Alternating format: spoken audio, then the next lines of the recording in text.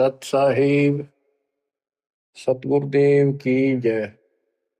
बंदी छोड़ कबीर साहिब जी की जय। बंदी छोड़ गरीबदास जी महाराज जी की जय। स्वामी राम देवानंद जी गुरु महाराज जी की जय हो।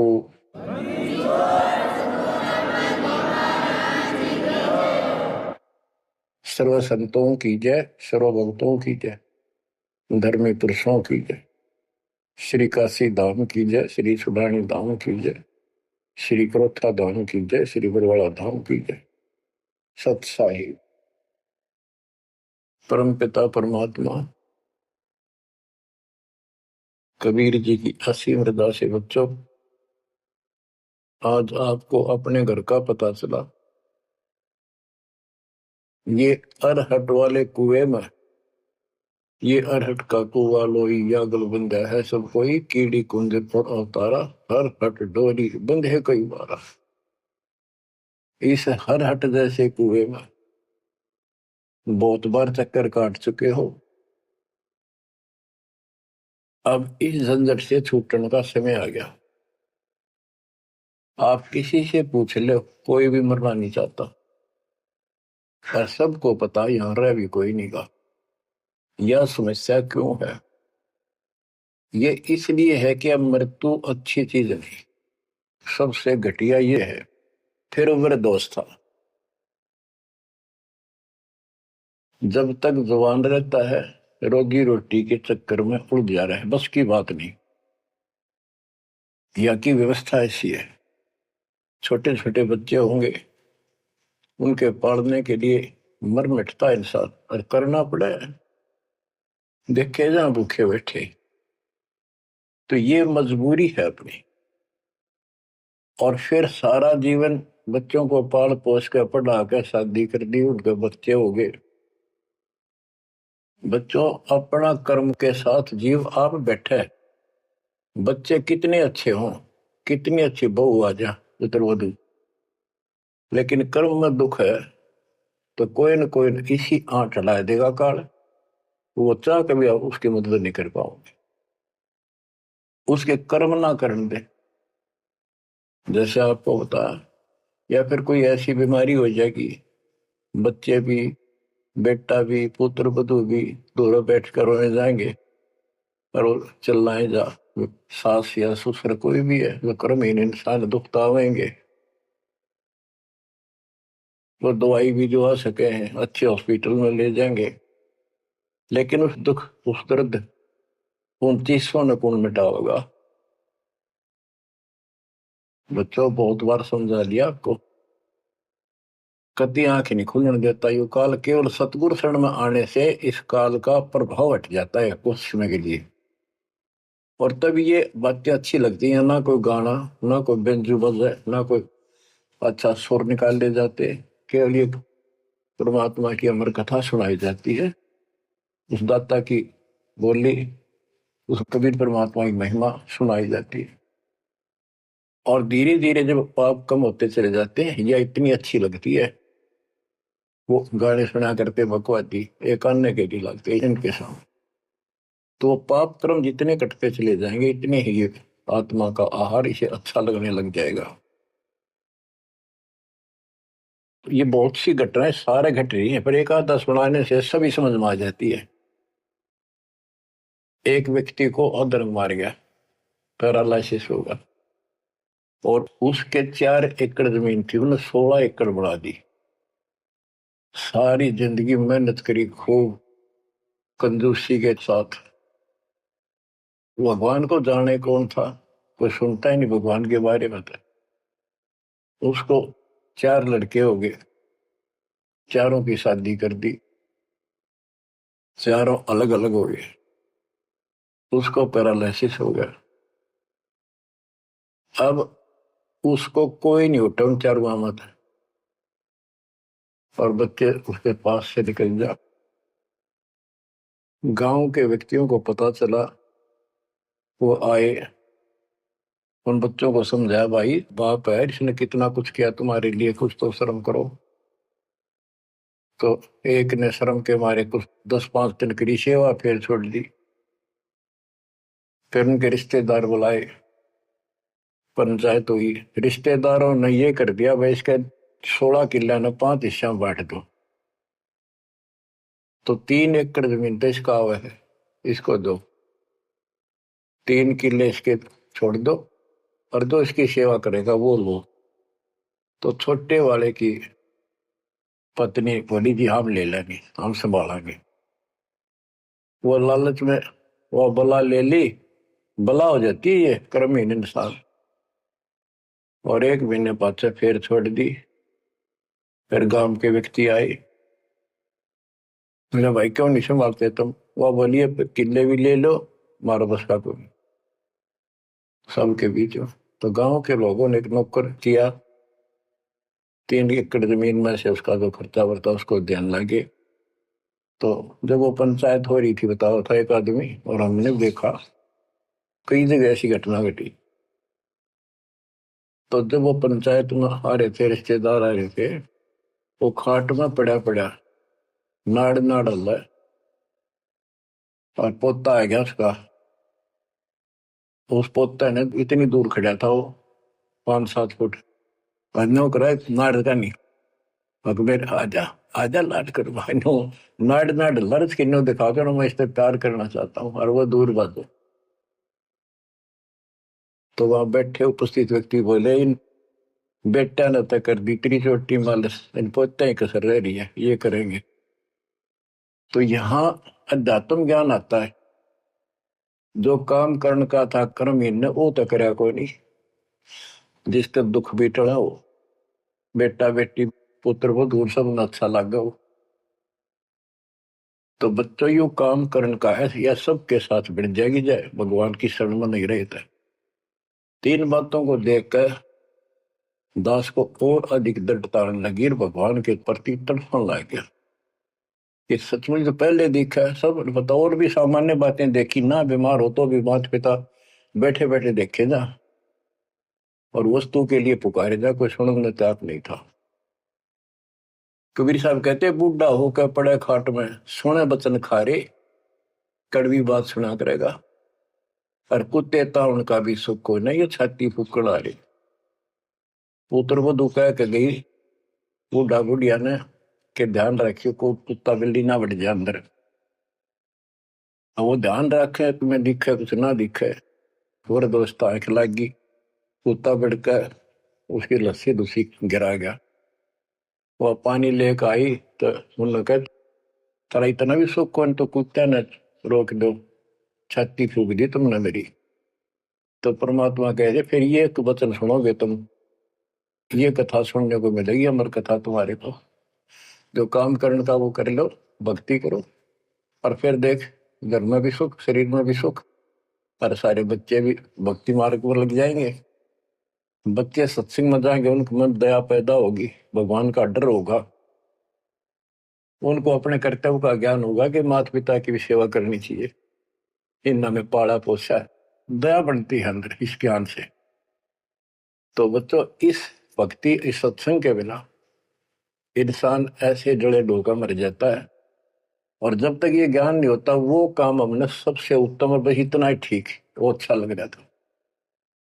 तो यहाँ कबीर साहब कहते सतगुरु के उपदेश का सुनिया एक विचार, जय सतगुरु मिलते नहीं फिर जाते यम द्वार। वो दुख और आगे देखो, मृत्यु के बाद यम के दूत घसीट के ले जाएंगे धर्मराय के उस न्यायाधीश के दरबार में, फिर उनका फैसला होगा इसको नरक में डालो, इतने वर्ष, इतने दिन, इतनी घड़ी कैलकुलेटेड होते होंगे। यम के दूत उनको लेकर चलते तोड़ के तोड़ने क्यों, 1 लाख का हिसाब हो डेली, दे लट्ठा दे लट्ठा, वो नरक से वापस भाजे, उनका लठ मारे भाले ठोकर जबरदस्ती लात मार के ठोकर मार के नरक में गिरे। कहते नरक द्वार में दूत सफर करते क्या चाहता, उन तक वो ना छूटता, करता चारों खानी, नरक भोग का फिर 4 खानी में भरमता, कुत्ते गधे शोर बनता, और कभी ना लगता पार, सो फेरा सब मिट गया मेरे सतगुरु के उपकार। बच्चों समझ लो इन बातों को और देखो मालिक की दया।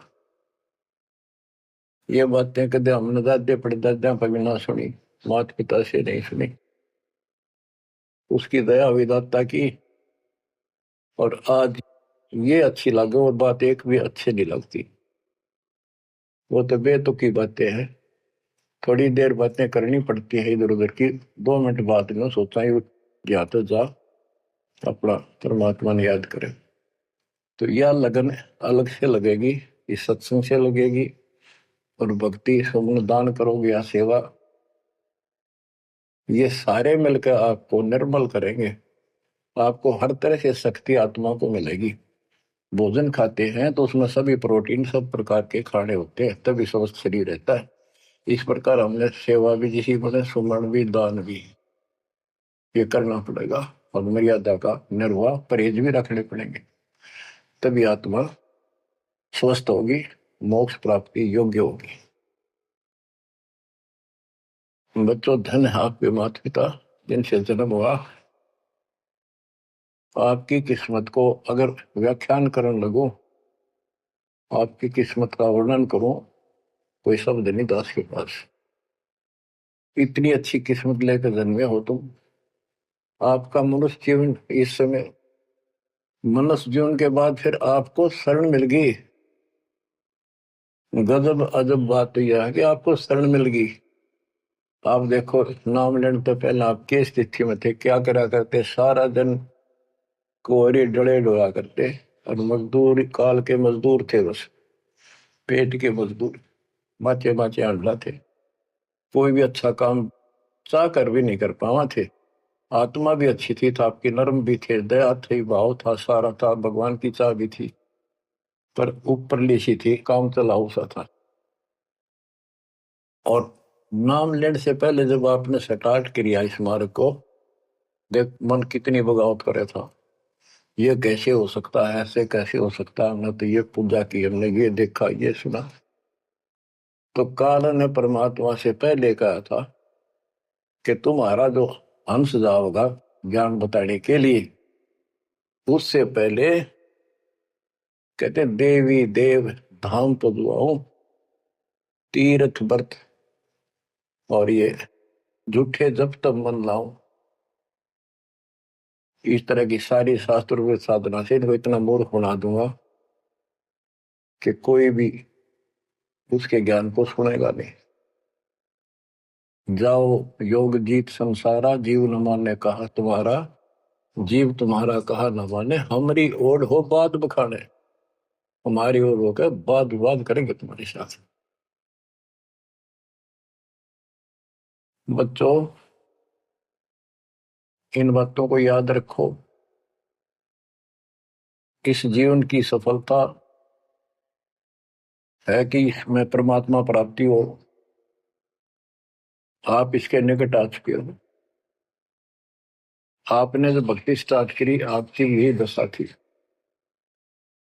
कति मन मान कर राजी नहीं था।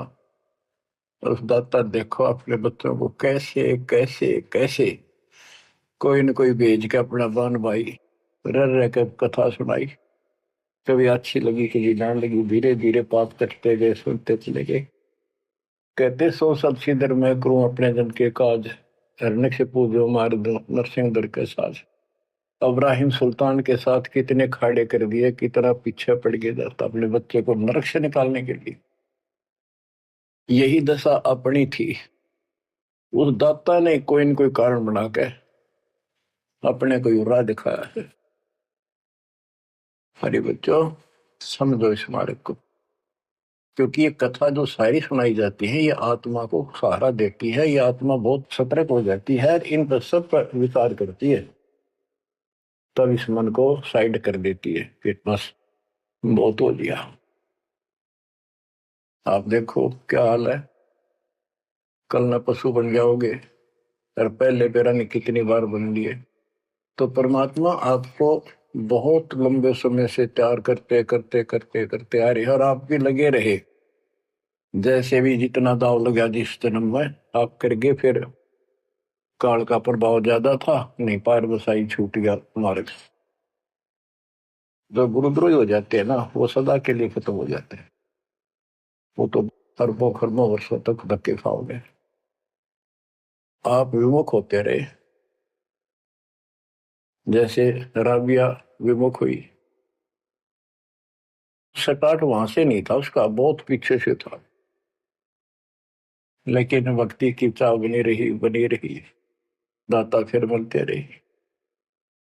परमात्मा कबीर साहब कहते हैं, मेल ठेले जाइयो, तीर्थ धाम पर भटकियो, मेले बड़ा मिलाप, पत्थर पानी पूजते हैं, कोई साधु संत मिल जाओ। जब तक भगवान नहीं मिला तब तक ये आस्था भी बनी रहनी चाहिए।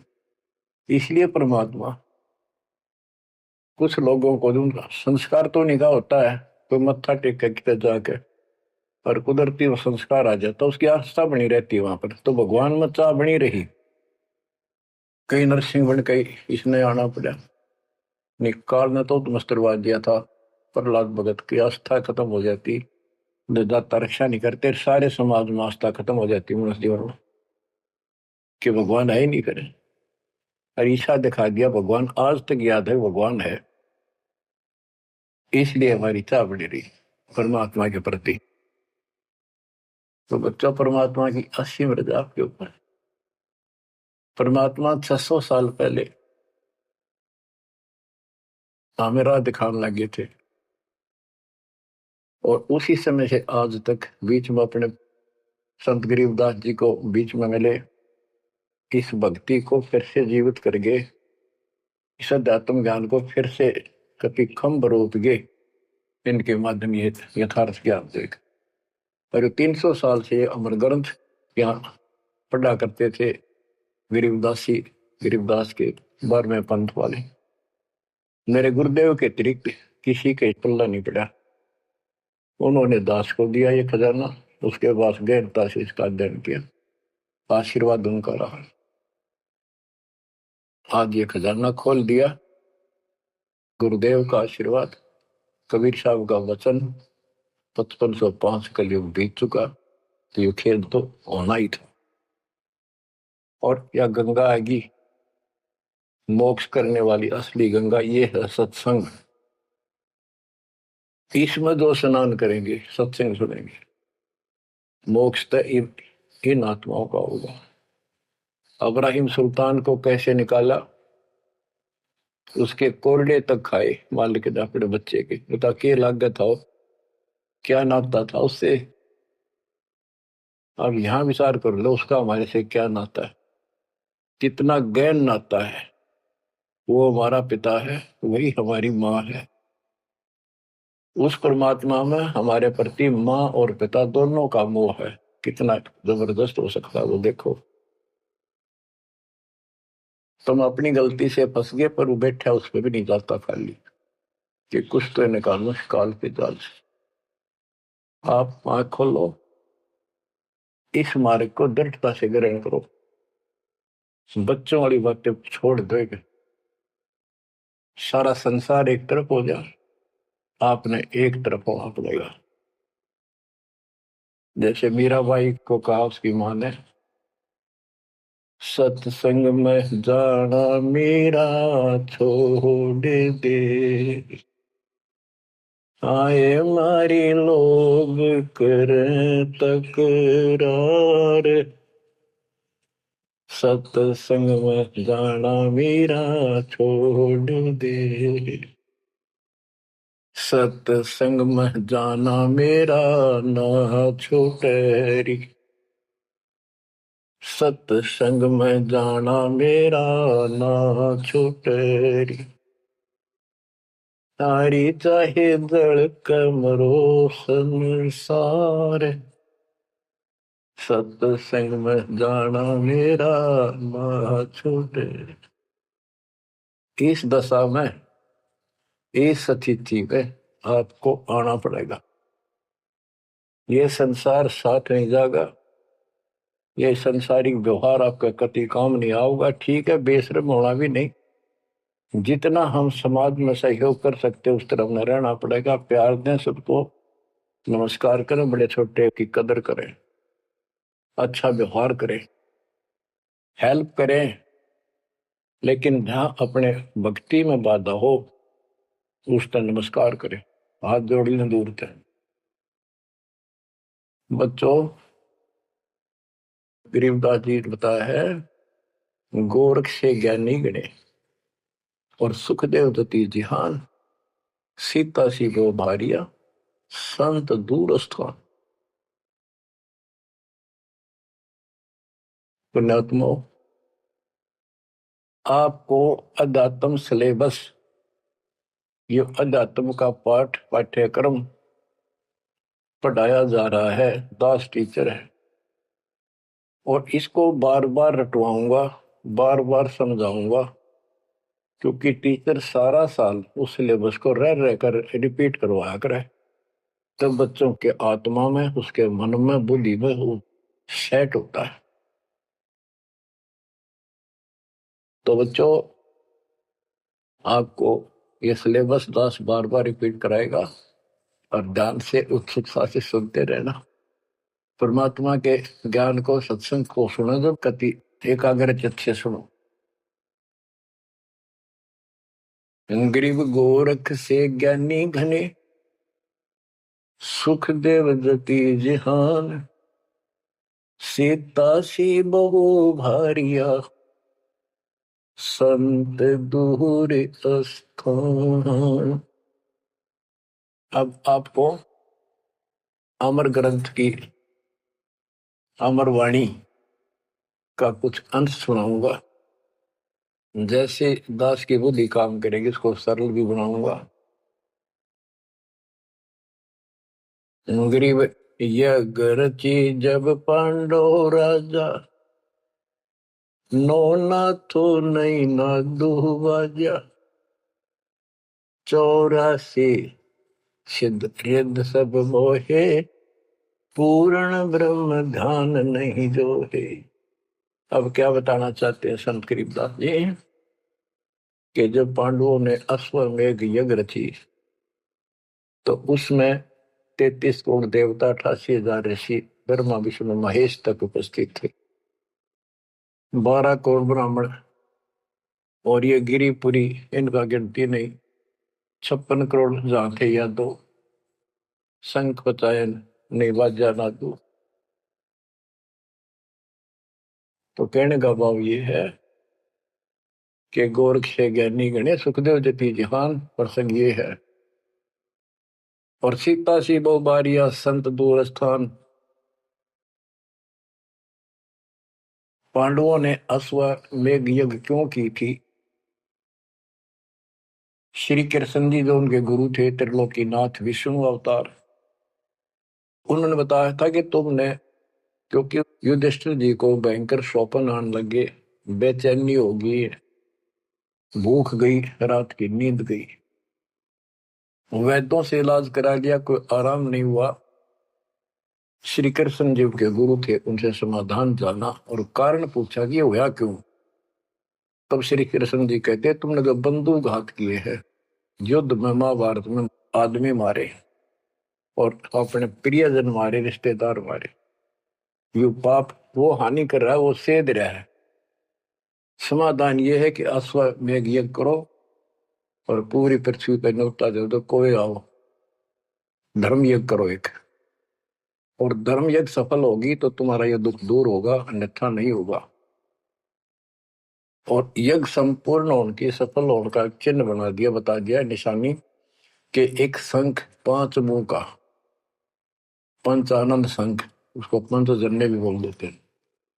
पंचायन, आनंद माने मुख होते हैं, पंचानन 5 मुख का शंख एक अलग स्थान पर रखा जाएगा। वो कोई बजाएगा नहीं, आप पर बाजेगा।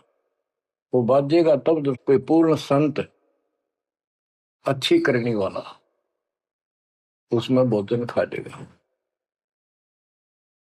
तो 33 करोड़ देवता बुला लिए, 88,000 ऋषि आगे, 12 करोड़ ब्राह्मण आगे, तो किसी से भी शंख नहीं बजा। न्योता देने के लिए चारों पांडवों की चारों दिशा में ड्यूटी लाई थी युधिष्ठिर ने छोड़ दिया कि भी न्योता दे का निमंत्रण दो। भीम का निमंत्रण देने की जो दिशा थी, ड्यूटी थी जिस साइड में, उसमें सुदर्शन नाम के एक सुपच, जिसे आजकल शेड्यूल कास्ट कहते हैं, उसमें सुपच कहते थे, और वाल्मीकि जाति में थे वो। भीम वहां गया। भीम ने उनको निमंत्रण दिया कि भगत जी हमारे वहां आइयो, और मैं युधिष्ठिर राजा का भाई भीम हूं, और ऐसे ऐसे हमने एक अश्वमेध यज्ञ रची है, आप आमंत्रित हैं। तब सुदर्शन जी ने कहा, सुपच ने, कि भीम तुमने तो इतना पाप कर रखा, कसाई भी फीका पड़ गया, तुमने ऐसा जुल्म कर दिया। वो बहन आज तक रो रही है, जो विधवा होगी सैनिकों की, उनके बच्चे टक्कर मार रहे हैं, माँ से पूछ रहे हैं पिताजी कब आएंगे छुट्टी। उनकी माँ एकांत में ज्यादा रो रही है, तुम बैठ के ठाठ कर रहे हो और तुम मौज कर रहे हो, तुम तो नरक में डाले जाओगे।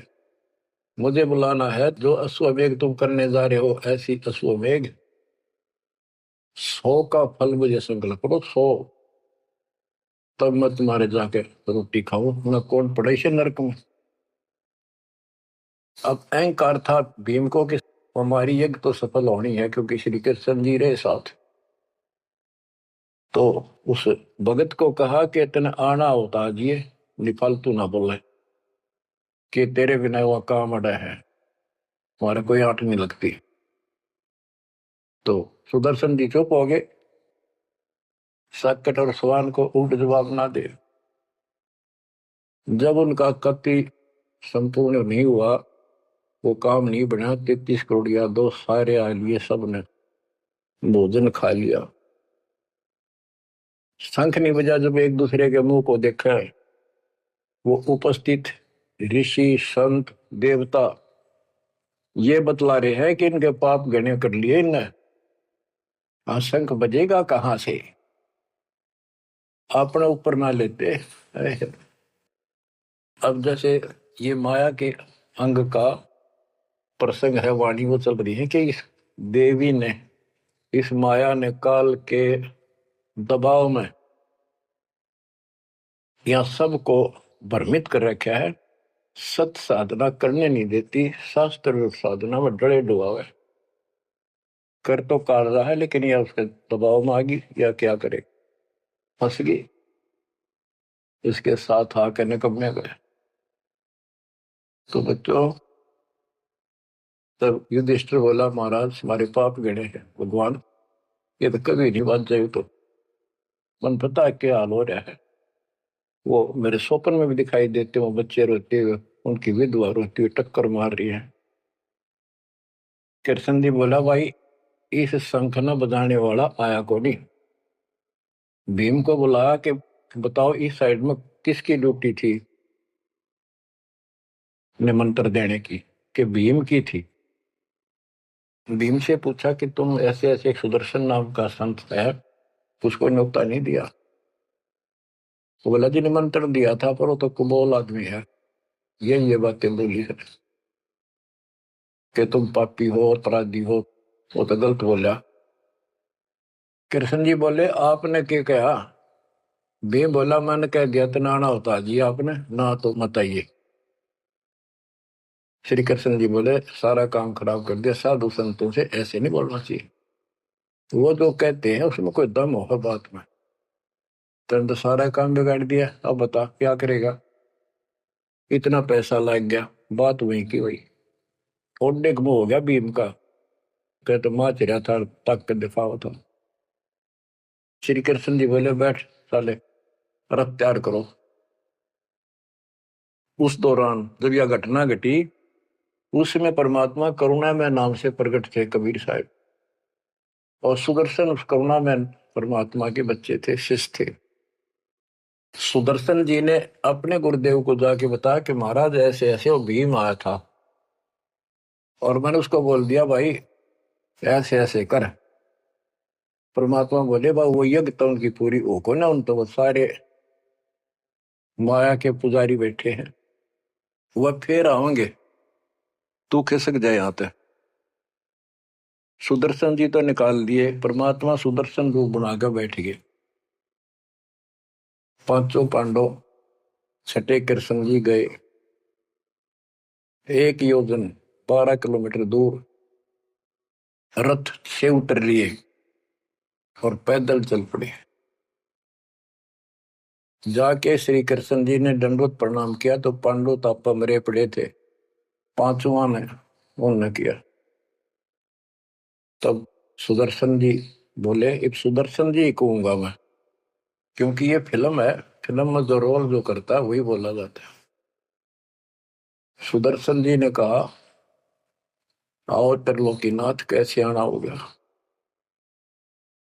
श्री कृष्ण जी बोले, हे सृजनहार, हे सारी सृष्टि के रचनहार, आप जानी जान हो, ये पांडव है और ऐसे ऐसे अश्वमेघ यज्ञ की है, वो आपके बिना संपूर्ण नहीं हो सकती। आप दया करो और भीम की गलती को माफ करो। सुदर्शन जी बोले, भाई मैंने जो शर्त रखी थी वह पूरी कर दो। भीम ने पूछ लो क्या शर्त थी मेरी, वो जी पता है हमारे को।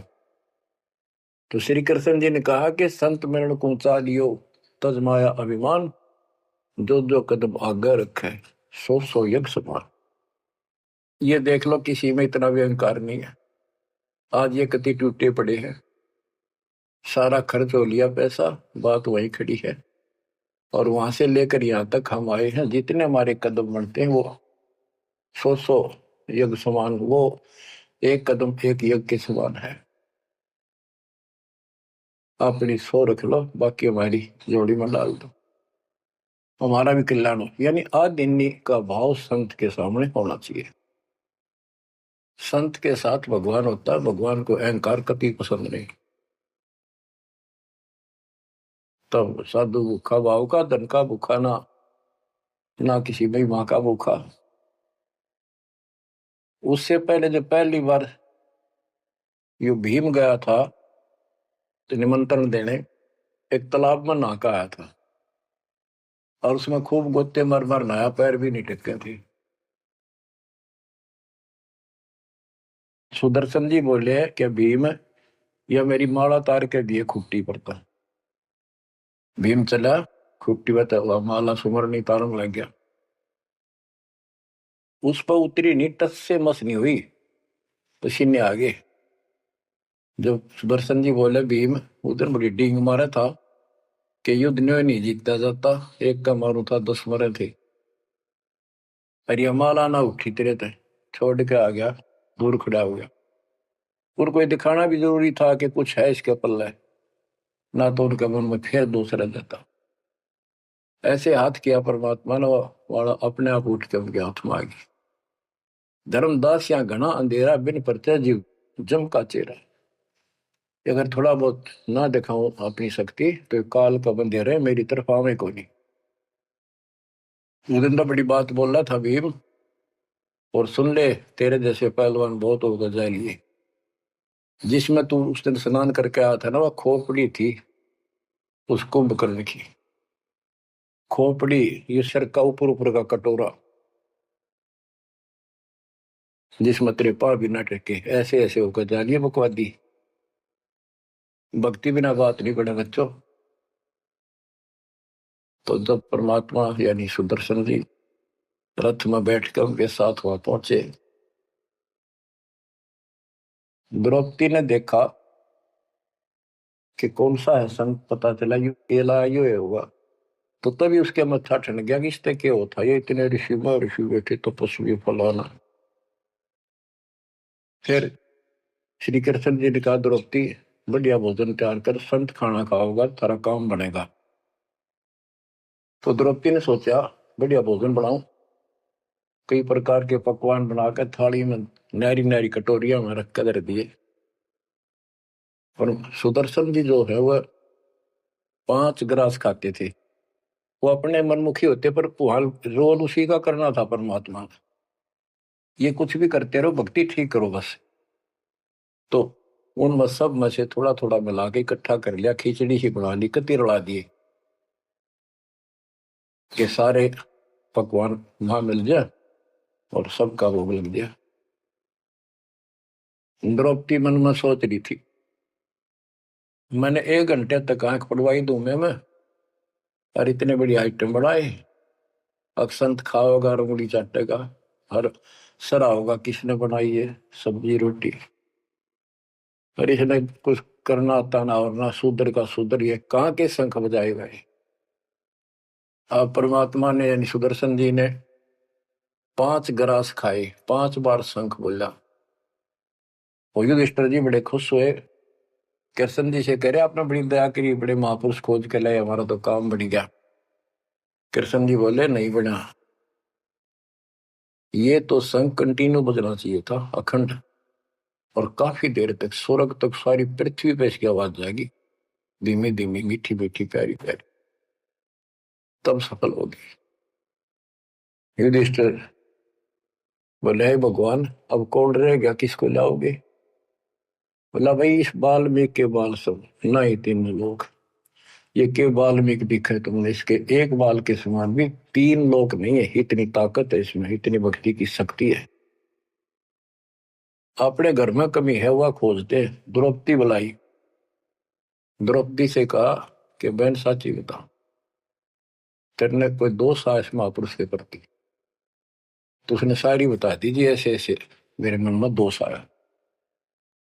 द्रौपदी शुक्र मना तेरे घर पर टूक तोड़ ली, इसने खाना खा लिया। तो अपने घर सब 2 रोटी खाकर सोते हैं, कोई भूखा नहीं सोता, भगवान सब न दी है। इस तरह का अहंकार करने से काम नहीं बनते। इसके चरण धोकर पियोगी ने, जब तेरे अंतःकरण का पाप भी दूर होगा और कुछ राहत भी तब मिलेगी। अमृता क्या नहीं करता। द्रौपदी लाई बढ़िया सी थाली प्रात उठाकर चांदी की, और उसमें लोटा लेकर संत के चरण धोए, गाल के कटोरे में पीण लगी। कृष्ण जी बोले बहना था मुझे भी देना, ईशे महापुरुष का चरणामृत कद कद मिल रहा है। तो आधा द्रौपदी ने पिया, आधा श्री कृष्ण जी ने। और फिर वो देखो अखंड बाजा, वो ऐसे ढंग से बजाए तो धीरे धीरे धीरे धीरे सुर बढ़ता चलेगा, स्वर्ग तक पूरी पृथ्वी पर आवाज गई, कण कण में सुनाई दिया। और जो पेड़ थे पौधे पूरे के पूरे बसंत की तरह फूल आगे और खिल गए, इतना सुंदर मौसम होगा सुहावना। गोरख से ज्ञानी गढ़े और सुख दे जती जिहान, सीता सी वो भारिया संत दूर स्थान। संत को ऊपर दिखावे से ज्यादा मीठी मीठी लंबी चौड़ी कथा सुनाने से, अटपट करके प्रवचन करने से पहचाना नहीं जा सकता। तो बच्चों न जीव की सी बुद्धि है को पहचान ले, पहचान लिए होते तक कबीर भगवान आए न थे, संत गरीबदास जी आ रहे कहने गए। अब बच्चों आपको थोड़ी सी अमृत वाणी सुनाता हूं। ग्रीव फिर पांडवों की यज्ञ में शंख पंचायन टेरे, 12 कोटि पंडित जहां पड़ी सबन की मेरे। यज्ञ रची जब पांडव राजा, नौ नाथों ने नादू बाजा। उस यज्ञ में 9 नाथ, 84 सिद्ध, 33 करोड़ देवता, 88,000 ऋषि, 12 करोड़ ब्राह्मण और 56 करोड़ यादव जो श्री कृष्ण के वंशज थे, जो पांडवों के रिश्तेदार थे। क्योंकि श्री कृष्ण जी की बहन सुभद्रा अर्जुन के ब्याही थी। या क्या कहते हैं, यज्ञ रची जब पांडव राजा, नौ नाथों ने नादू बाजा। 84 सिद्ध रिधि सब मोहे, पूर्ण ब्रह्म ध्यान नहीं जो है। अब माया के उनकी वाणी पहले कुछ ही इन्होंने बताया है कि 84 सिद्ध 9 नाथ ये रिद्धि सिद्धि में उलझा रखे थे। 84 सिद्ध रिद्धि सब मोहे, इन्होंने पूर्ण ब्रह्म ध्यान नहीं जो है, पूर्ण परमात्मा की भक्ति नहीं करी। कोटि 33 यज्ञ के माही, सुर नर मुनि जन गिनती नाही। 56 कोटि जहां थे यादो हो, जिनसे नाही बाजा नादू हो। कोटिक वक्ता वेद उचारी, ना बयम संपूर्ण सारी। सर दर्शन की गिनती नाही, अनाथ जीव जी में बो माही। ओहो, सठ दर्शन ये गिरिपुरी कहती है बहुत गड़े आए हुए थे, और अनाथ जीव भी बहुत गड़े आए। सुर नर मुनि जन तपा सन्यासी, दंडी वृत्त बहुत उदासी। कामधेनु कल्प वृक्ष ही लाए, 3 लोक के सुर नर आए। 5 पांडव कृष्ण शरीरा, जिनसे यज्ञ बही निधीरा। होय होय, 5 पांडव और श्री कृष्ण जी वही खाना खा चुके थे, उनसे यज्ञ बही नहीं थीरा, उनसे यज्ञ नहीं हुई पूरी। एक बाल्मीक नीचे कुल साधु, जिन शंख पचायन पूरे नादु। और गनो माया के पूता, ब्रह्म जोगनी सब ही दूता। ओहो, कहते हैं एक बाल्मीक नीचे कुल साधु, जिन शंख पचायन पूरे नादु। ये और गनो माया के पूता, ये औरतें माया के भ्रमित है, माया सिद्धि प्राप्त करके लोगों को प्रदर्शन करना, ये भी माया जाल। या महिमा पागी न इनमें खेल ले गए खिलौने से, या माया ये देवी न उलझा रखे काल के दबाव। कहते हैं और गनो माया के पुता, ब्रह्म जोगिनी सब ही दूता। आप क्या बताते हैं? गिरि 5 पांडव संग हैं, और 6 कृष्ण मुरार। चलिए हमारी यज्ञ में हे समर्थ सिरजनहार। अब श्री कृष्ण जी भी तो 3 लोक के मालिक हैं, पिछले संस्कारी हंस है।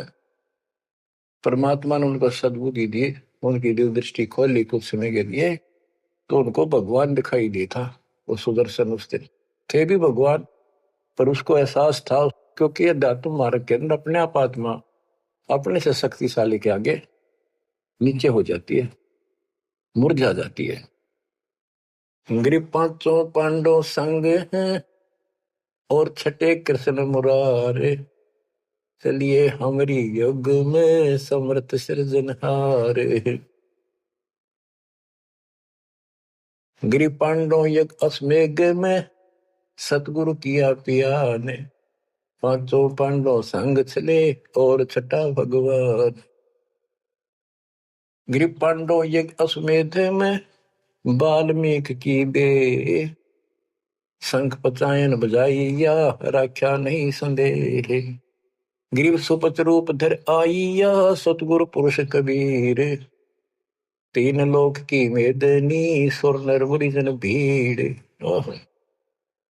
कहते हो सुपच का रूप धरकर स्वयं सतगुरु परमेश्वर कबीर जी आए, जहां पर 3 लोक की सेना बैठी थी मेदनी। क्या दुनिया भरी पड़ी थी, 33 करोड़ देवता, 88,000 शेरियो, 56 करोड़ यादव।